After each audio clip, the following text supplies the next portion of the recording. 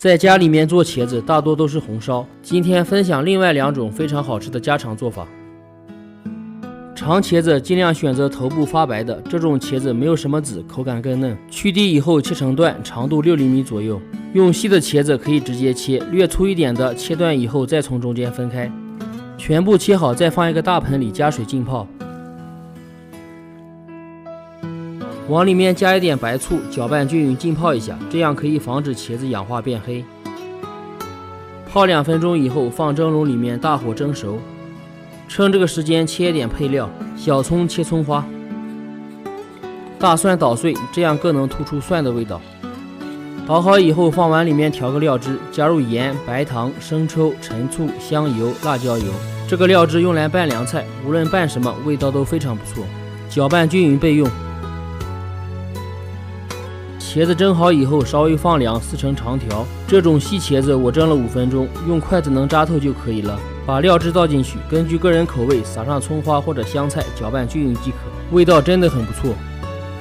下面分享另一种做法，原茄子去根以后削皮，茄子向后转动，刀向前推，就能很容易的把皮削下来。削好以后切片，厚度大约0.5厘米。视频都看到这里了，麻烦动动您发财的小手，点赞支持一下吧，非常感谢。全部切好以后，加一勺盐，搅拌均匀，杀出茄子里的水分。接下来再准备一些配料。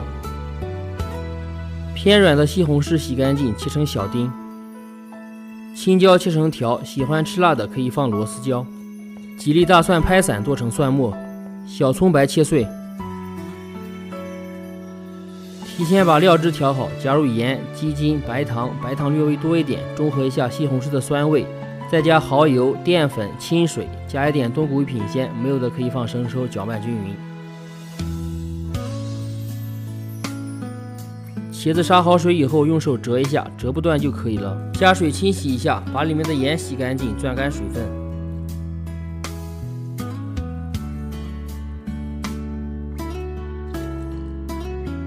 接下来锅里面放少量油，下入葱花、青椒炒香。接着下入西红柿和茄子炒匀，时间大约需要2分钟左右。再把料汁下锅翻炒均匀。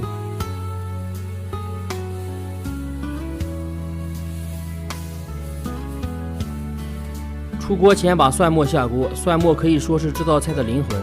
这样炒出来的茄子清淡爽口，不油腻，老人和孩子都可以吃。2种口味供您选择，我们下期见。